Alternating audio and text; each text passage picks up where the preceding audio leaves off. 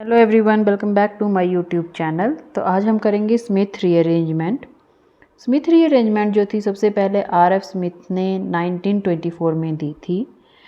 इस रीअरेंजमेंट में क्या होता है कि जो हमारा कार्बोक्सिलिक एसिड होता है उससे हम प्राइमरी एमीन की प्रेपरेशन आसानी से कर सकते हैं with the help of hydrazoic acid और कॉन्सेंट्रेटेड H2SO4। तो ये जो कार्बोक्सिलिक एसिड होता है हमारा, ये रिएक्ट करता है हाइड्रोजोइक एसिड के साथ in the presence of H2SO4 और जो हमारे पास प्रोडक्ट बनता है वो होती है प्राइमरी एमीन। ठीक है, साथ में यहाँ पे कार्बन डाइऑक्साइड और नाइट्रोजन गैस जो है वो रिलीज़ होती हैं। ठीक है, तो अगर हम रिएक्शन देखें तो यहाँ पे हमें दिख रहा है कि जो एमीन यहाँ पे बनी है उसमें एक कार्बन कम है with respect to its carboxylic acid. ठीक है, यहाँ पे देखो आर ही है, इधर आर है, CO जो है यहाँ से बीच से गायब है ना, तो हम बोल सकते हैं कि एक कार्बन लेस है। तो इस रिएक्शन का अगर मैकेनिज़्म हमें देखना है तो उससे पहले हमें ये समझना होगा कि जो कार्बोक्सिलिक एसिड हम यूज़ कर रहे हैं यहाँ पे एज ए रिएक्टेंट, वो हम दो तरह का यूज़ कर सकते हैं। एक हो सकता है स्टेरिकली हिंडर्ड, दूसरा क्या हो सकता है नॉन स्टेरिकली हिंडर्ड। ठीक है, स्टेरिकली हिंडर्ड जो है जिसमें कि सब्स्टिट्यूशन ज़्यादा होंगी। फॉर एग्जांपल के लिए अगर बेंजोइक एसिड का मैं एग्जांपल लूँ तो बेंजोइक एसिड ये है सिंपल, ठीक है, नॉन स्टेरिकली हिंडर्ड है ये, ओके। पर इसकी सेकंड, फोर्थ और सिक्स्थ पोजीशन पे, सेकंड, फोर्थ और सिक्स्थ पोजीशन पे अगर मैं मिथाइल ग्रुप लगा देती हूँ तो इसकी जो है स्टेरिक हिंड्रेंस बढ़ जाती है। तो इन दोनों से फ़र्क क्या पड़ रहा है मैकेनिज़्म में, ठीक है। तो फ़र्क सिर्फ इतना सा पड़ रहा है कि जो non sterically hindered benzoic acid होंगे उनके केस में नाइट्रोजन को रिमूव करने के लिए हमें हीटिंग की ज़रूरत पड़ती है। नाइट्रोजन जो है वो रिमूव होती है ड्यूरिंग द रिएक्शन। जब हम मैकेनिज़्म देखेंगे डिटेल्ड आगे तो हमें पता चलेगा कि कौन से स्टेप में नाइट्रोजन कैसे रिलीज़ होती है। ठीक है, तो वहाँ हीटिंग की ज़रूरत हमें पड़ती है, लेकिन in case of sterically hindered वहाँ पे नाइट्रोजन निकालने के लिए हमें हीटिंग की ज़रूरत नहीं पड़ती है। तो ये फ़र्क है दोनों में, ठीक है। और दूसरी बात ये आती है कि ये जो दोनों तरह के जो हमारे पास एसिड हैं, कार्बोक्सिलिक एसिड, इन दोनों के जो मैकेनिज़्म है वो इनिशियल स्टेप्स जो हैं वो थोड़े डिफ़र करते हैं। ठीक है, यहाँ पे मतलब एसिड ने कहाँ अटैक करना है, ठीक है, तो उस स्टेप में जो है वो थोड़ा डिफ़र करते हैं। अदरवाइज जो लास्ट वाले स्टेप्स हैं वो क्या होते हैं, ऑलमोस्ट सेम होते हैं। क्लियर, तो हम वन बाय वन देखते हैं। ठीक है, फर्स्ट हम देखेंगे mechanism sterically hindered carboxylic acid के केस में। तो ये हमारे पास एक जर्नल सा कार्बोक्सिलिक एसिड मैंने लिखा हुआ है। लेट अस सपोज कि जो आर है यहाँ पे वो क्या है, हाईली हिंडर्ड आर है। ठीक है, अल्काइल ग्रुप है, मतलब जैसे हमने ऊपर बोला कि 2,4,6 ट्राई मिथाइल बेंजोइक एसिड, तो लेट अस सपोज कि वो ही है। अब बात आती है कि इसके पास जो है दो ऑक्सीजन एटम्स जो हैं वो प्रेजेंट हैं। तो इन दोनों ऑक्सीजन एटम्स पे जो है लोन पेयर्स भी प्रेजेंट है। मैंने इन दोनों को मार्क किया है नंबर 1 और नंबर 2 से।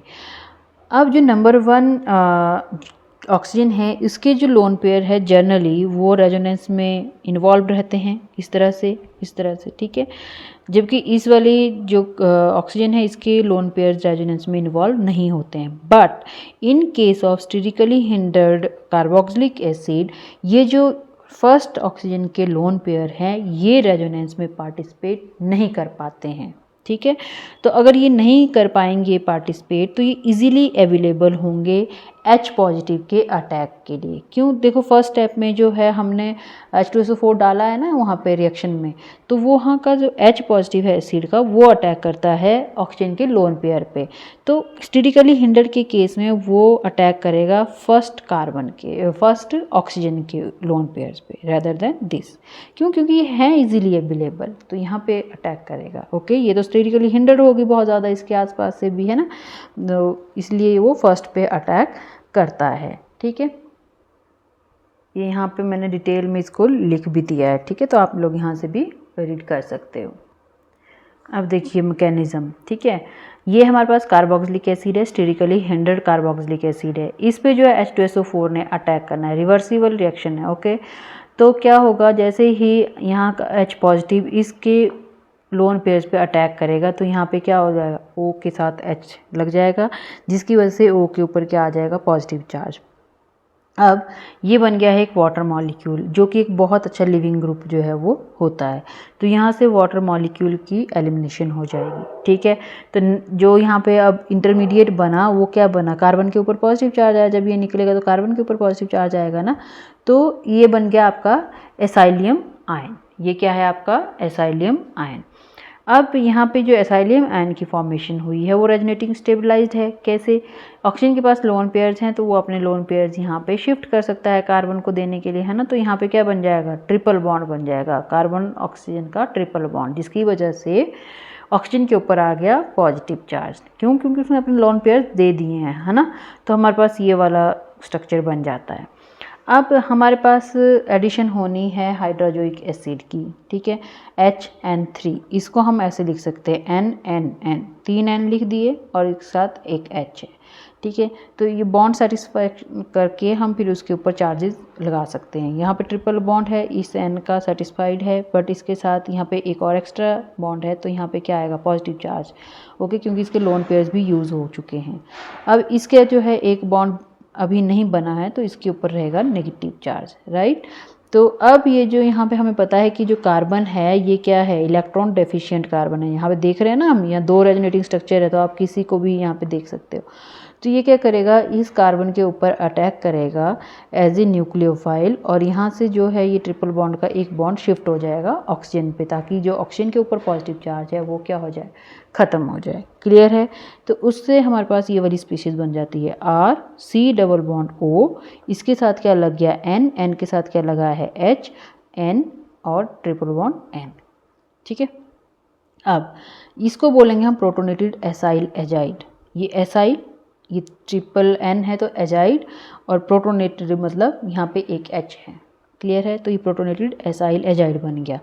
अब अगर देखिए हमें इस नाइट्रोजन का H जो पॉजिटिव चार्ज है उसको सेटिस्फाई करना है, तो अगर हम यहाँ से N2 को रिमूव करते हैं तो ये सेटिस्फाई हो जाएगा।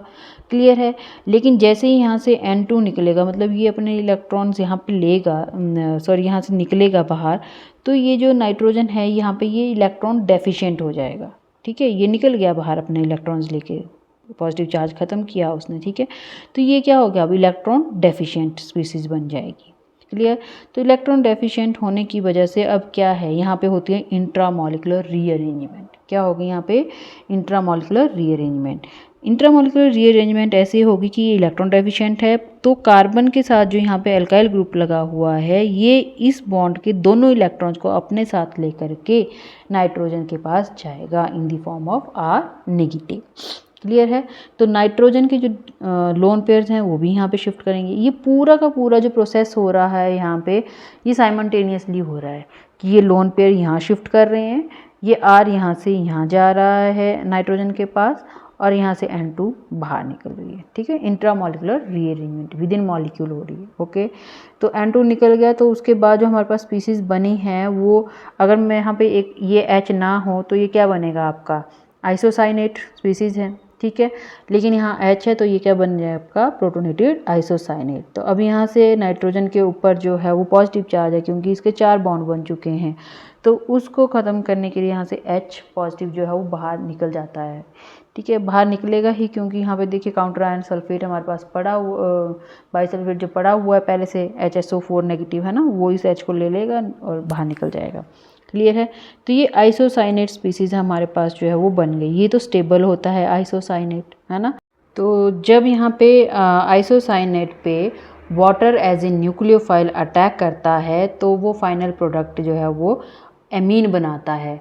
इसका डिटेल मैकेनिज्म आपको मैंने हॉफमैन ब्रोमाइड डिग्रेडेशन में भी बताया है, थोड़ा सा मैं यहाँ पे बता देती हूँ आपको, बाकी डिटेल आप वहाँ पे जाके देख लेना।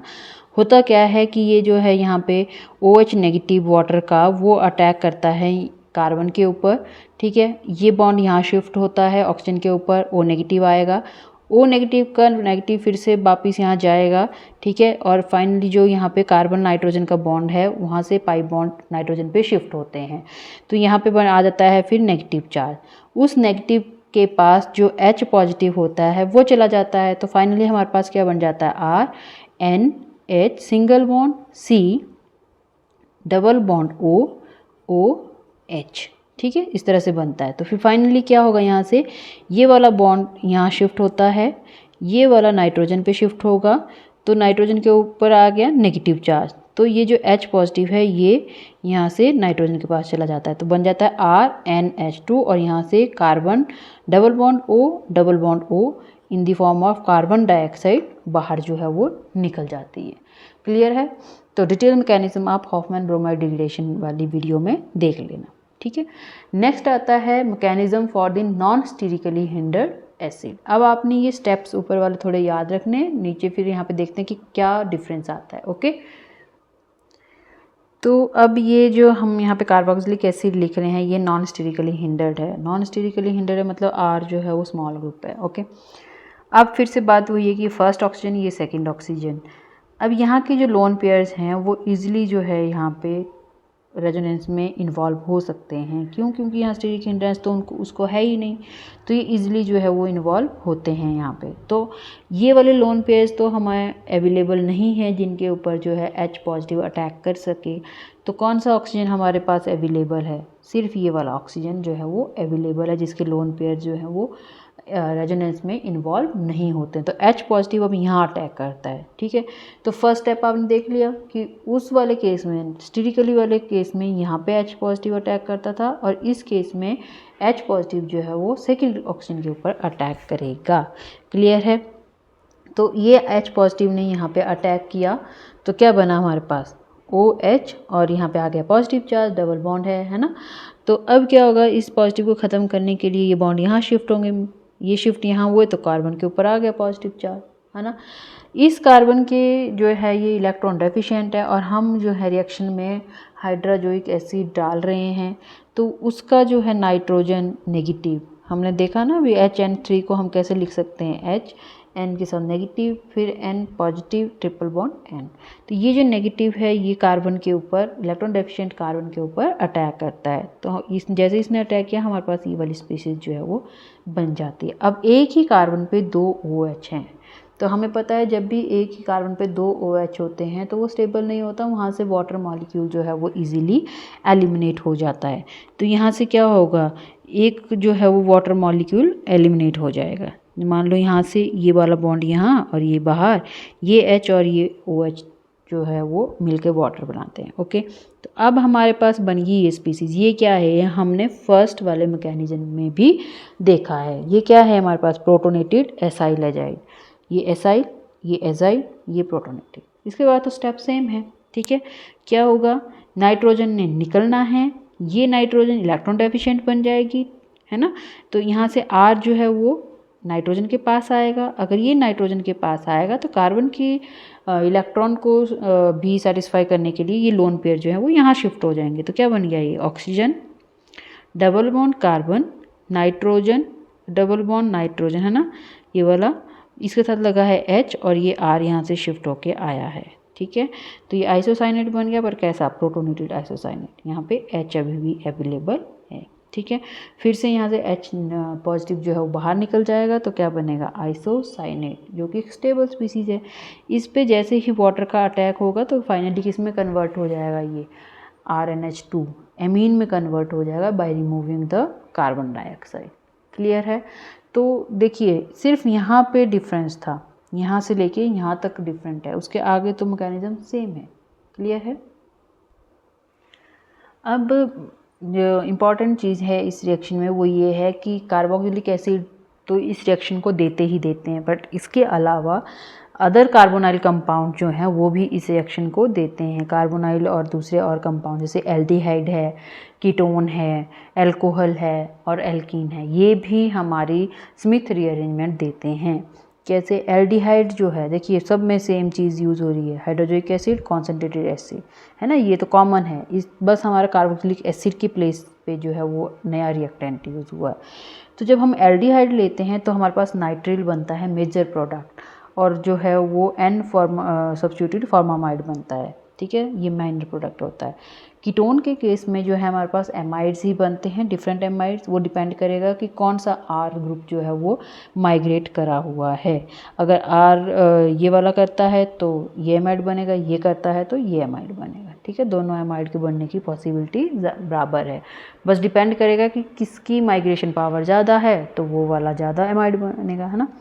नेक्स्ट रहता है अल्कोहल। अल्कोहल के केस में और एल्कीन के केस में हमारे पास दोनों केसेस में क्या बनता है, इमीन बनती है, ठीक है, डबल बॉन्ड आ रहा है ना इसलिए यहाँ पे, तो इमीन बनती है ये।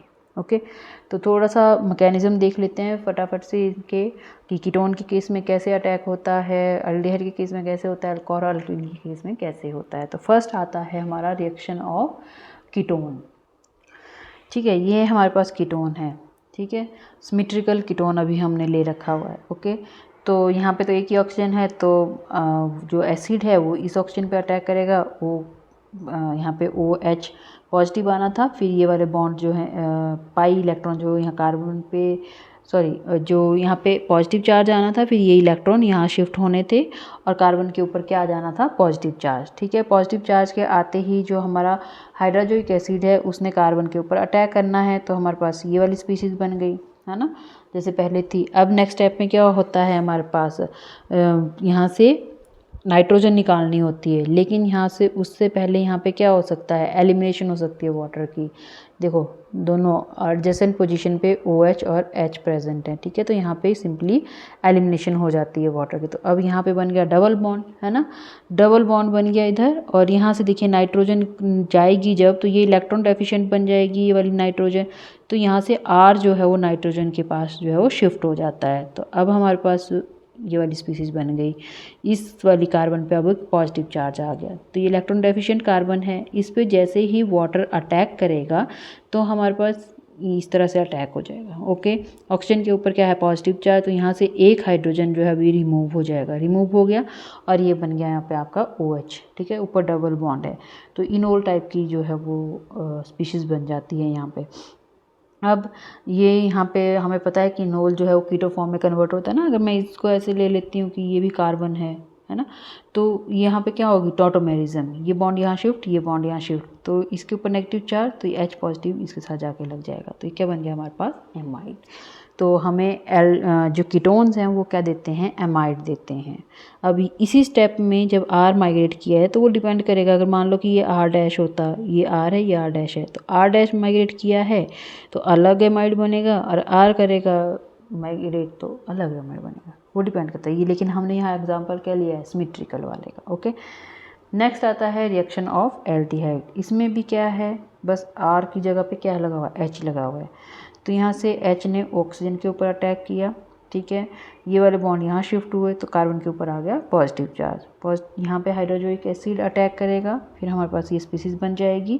अभी भी यहाँ पे है नाइट्रोजन, इस पे नाइट्रोजन के पास H है और यहाँ OH है, तो एलिमिनेशन हो जाएगी वाटर मॉलिक्यूल की, तो डबल बॉन्ड बन गया C और कार्बन के बीच में डबल बॉन्ड। अब इसने यहाँ से रिलीज़ होना है, तो जब रिलीज़ होना है तो या तो R माइग्रेट करेगा या H माइग्रेट करेगा, कौन माइग्रेट करेगा उसके अकॉर्डिंग जो है हमारे पास प्रोडक्ट यहाँ पे बनता है, नाइट्रिल भी बन सकता है या अनसब्स्टिट्यूटेड फॉर्मामाइड भी बन सकता है।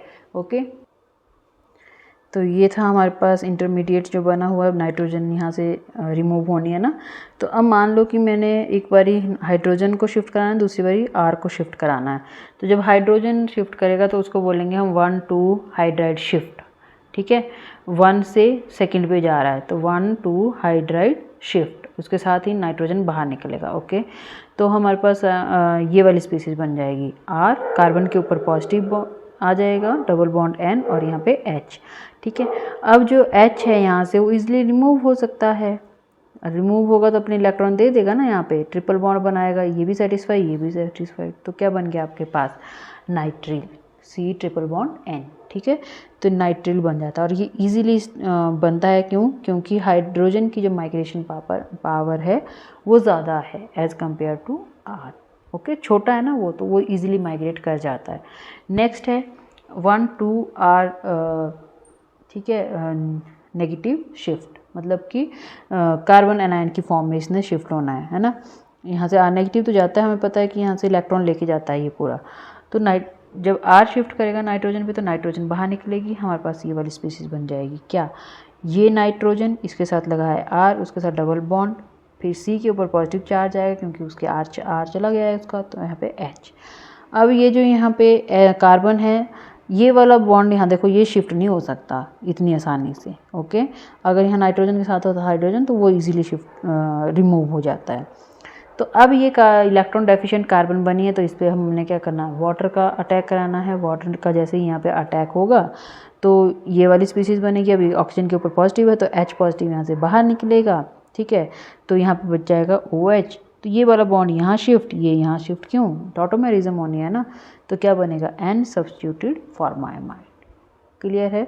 तो ये हमारे पास बन गया N substituted formamide. In case of aldehyde जो है हमारे पास दो बनती हैं, एक नाइट्राइल और एक N सब्स्टिट्यूटेड फॉर्मामाइड। डिपेंड करता है कि ये यहाँ पे ग्रुप्स कैसे हैं। ओके, मेजर प्रोडक्ट हमारा नाइट्राइल बनता है। ओके, नेक्स्ट आता है रिएक्शन ऑफ एल्कोहल्स। एल्कोहल के केस में क्या है, यहाँ पे डबल बॉन्ड O तो नहीं है जिसमें कि लोन पेयर जो है वो हाइड्रोजन के साथ रिएक्ट करें, है ना। यहाँ पे क्या है, OH ग्रुप है। तो OH ग्रुप के पास भी O है और उसके पास भी लोन पेयर है, तो H जो है वहाँ पे अटैक करता है। तो ये बन जाएगा H2O, ठीक है, पॉजिटिव चार्ज के साथ, जो कि एक अच्छा लिविंग ग्रुप होता है। और लिविंग ग्रुप जो है वो यहाँ से रिमूव हो जाएगा। तो कार्बन के ऊपर क्या आएगा, अल्टीमेटली पॉजिटिव चार्ज। कार्बन के ऊपर जैसे ही पॉजिटिव चार्ज आया, हाइड्रोजोइक एसिड जो है वहाँ पे अटैक कर देगा। हाइड्रोजोइक एसिड अटैक करेगा तो हमारे पास ये वाली स्पीसीज़ यहाँ पे बन जाती है। ओके, नेक्स्ट स्टेप में यहाँ पे क्या होता है, H पॉजिटिव पहले ही रिमूव हो जाता है। बाकी केसेस में हम क्या करते थे, बाद में रिमूव करते थे, ठीक है। बट इस केस में हाइड्रोजन जो है वो रिमूव हो जाएगा, प्रोटोनेटेड फॉर्म में नहीं रहती है यहाँ पे जो हमारे पास एजाइड बनता है ना। तो अब क्या है कि ये जो है नाइट्रोजन के ऊपर नेगेटिव चार्ज, क्योंकि H पॉजिटिव गया है तो ये वाला बॉन्ड जो है यहाँ शिफ्ट हो जाएगा, है ना। मतलब इसने बाहर निकलना है, जो आपका नाइट्रोजन है वो बाहर निकलेगा। और ये जो नाइट्रोजन है इसके ऊपर दो लोन पेयर्स हो जाएंगे, एक इसका अपना होगा और दूसरा क्या है, नेगेटिव वाला, ठीक है। तो ये बन जाती है आपकी नाइट्रीन। इलेक्ट्रॉन डेफिशिएंट होती है नाइट्रीन, तो उसको माइग्रेशन करवानी है किसी ना किसी ग्रुप की। अब यहाँ पे जो है माइग्रेशन हो सकती है तीनों ग्रुप्स की, है ना। तो कौन सा करेगा माइग्रेट, अकॉर्डिंग टू उसके जो है वो प्रोडक्ट बनता है। लेकिन यहाँ पे जो मेजर प्रोडक्ट बनता है वो इमीन बनता है, ठीक है। तो वो कैसे बनेगा, अब यहाँ पे ये वाला R जो है वो यहाँ पे शिफ्ट करेगा, ठीक है। और ये वाला जो लोन पेयर है वो यहाँ पे शिफ्ट करेंगे, तो C डबल बॉन्ड N की फॉर्मेशन यहाँ पे हो जाती है। ये H हो गया, ये CH2R ये हो गया, और ये R जो माइग्रेट किया हुआ है वो N के साथ, ठीक है। तो ये इमीन बन जाती है। अच्छा, फिर आती है रिएक्शन ऑफ एल्कीन्स। ये हमारे पास एल्कीन है, तो यहाँ पे रिएक्शन कैसे होता है, ये डबल बॉन्ड यहाँ शिफ्ट करेगा तो इसके ऊपर आएगा नेगेटिव चार्ज, इसके ऊपर आएगा पॉजिटिव चार्ज। तो यहाँ पे H जो पॉजिटिव है वो अटैक कर देगा, तो ये बन जाएगा RCH2 CH पॉजिटिव R, ठीक है। ये कार्बोनाइल ये जो कार्बन है ये इलेक्ट्रॉन डेफिशिएंट है, यहाँ पे हाइड्रोजोइक एसिड अटैक करेगा। ओके, फिर हमारे पास ये स्पीसीज बन जाएगी। नेक्स्ट स्टेप में यहाँ से H निकल जाएगा तो हमारे पास ये बनेगा, ठीक है। यहाँ पे नाइट्रोजन के ऊपर नेगेटिव चार्ज। तो जैसे ही यहाँ से नाइट्रोजन बाहर निकलेगा, एक चीज़ यहाँ पे नोट करना, मैंने ऊपर शायद एरो गलत लगाया है, ये वाला, ठीक है। इसको आप ऐसे ना करके ऐसे लगाना, क्योंकि हमने नाइट्रोजन बाहर निकालनी है, राइट, ठीक है। करेक्शन कर लेना प्लीज़, सॉरी। ओके, नेक्स्ट यहाँ पे जो है वो बाहर निकल गया है नाइट्रोजन, है ना। तो नाइट्रोजन जैसे ही बाहर निकलता है तो हमारे पास बनता है, ठीक है, नाइट्रोजन निकल चुकी है तो नाइट्रीन की फॉर्मेशन हो गई है। फिर से वही कि नाइट्रीन अनस्टेबल होती है तो अपने आप को स्टेबल करने के लिए वो माइग्रेशन करवाती है। तो ठीक है, ये वाले लोन पेयर यहाँ और ये R नेगेटिव यहाँ पे शिफ्ट करेगा। तो फिर से हमारे पास क्या बन जाएगा, RCH2 CH double bond N और R, ठीक है। इमीन की फॉर्मेशन यहाँ पे हो जाएगी। नेक्स्ट है एप्लीकेशन। तो फर्स्ट एप्लीकेशन है कि प्रेपरेशन ऑफ प्राइमरी एमीन। तो हमने देखा ही है कि इसमें क्या बनता है, एसिड से प्राइमरी एमीन की फॉर्मेशन होती है। ये जो है डायरेक्ट मेथड है एमीन बनाने का, ठीक है। बाकी केसेस में जैसे कि आपने स्मिथ ये देखी थी, हॉफमैन देखी है, कर्टियस देखी है, उन केसेस में हमें जो है वो कार्बोक्सिलिक एसिड से डायरेक्ट नहीं बना सकते हम, ठीक है।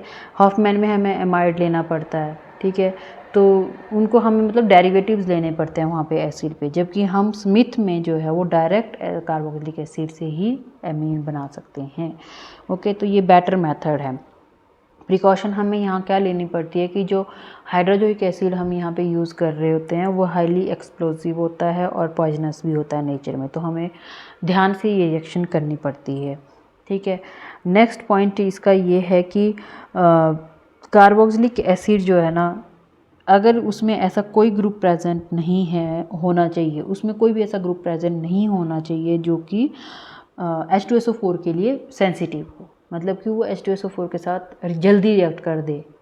इससे पहले कि एसिड जो है वो ऑक्सीजन पे अटैक करे तो वो जो है एसिड का जो H है वो उस हाईली रिएक्टिव ग्रुप के साथ रिएक्ट कर ले, ऐसा कोई ग्रुप वहाँ पे प्रेजेंट नहीं होना चाहिए। तो ये थोड़ी सी हमें प्रिकॉशंस इस रिएक्शन में लेनी पड़ती है, अदरवाइज़ ये जो रिएक्शन है वो काफ़ी अच्छी रिएक्शन है प्राइमरी एमीन की सिंथेसिस के लिए। ठीक है, नेक्स्ट है preparation of alpha amino acids.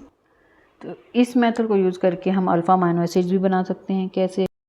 जब हम किसी कीटो एस्टर की रिएक्शन जो है वो H2SO4 और HN3 के साथ करते हैं तो हमारे पास जो है वो सब्स्टिट्यूट एमाइड की फॉर्मेशन होती है, जिसमें कि हमारे पास एस्टर ग्रुप भी प्रेजेंट है। ओके, जब इस ग्रुप की हम एसिडिक हाइड्रोलिसिस करते हैं तो ये टूट जाता है। कैसे कैसे टूटेगा देखिए, यहाँ से टूटेगा तो एस्टिक एसिड बन जाएगा। ठीक है, फिर यहाँ पे क्या है, हमारे पास ये पूरा बनना था, है ना, तो यहाँ पे NH2 बना। ओके, लेकिन ये वाला ग्रुप भी जो है वो एस्टिक हाइड्रोलिसिस जल्दी शो कर देता है, तो ये यहाँ से टूट जाएगा COOH, ये COOH, और ये C2OH5 है, उसके साथ क्या लग जाएगा, OH लग जाता है। ऐसे टूटता है ये, ऐसे C डबल बॉन्ड O होता है ना, और O C2H5, तो ये यहाँ से टूट जाएगा, इसके साथ OH लगता है, इसके साथ H लगता है, तो इथेनॉल की फॉर्मेशन हमारे पास हो जाती है। तो इस तरह से ये इसकी एप्लीकेशन है कि अल्फ़ा अमाइनो एसिड्स भी हम इससे बना सकते हैं इस मेथड को यूज़ करके। तो आई होप आपको स्मिथ रीअरेंजमेंट जो है वो अच्छे से समझ आ गई होगी। अभी के लिए थैंक यू वेरी मच।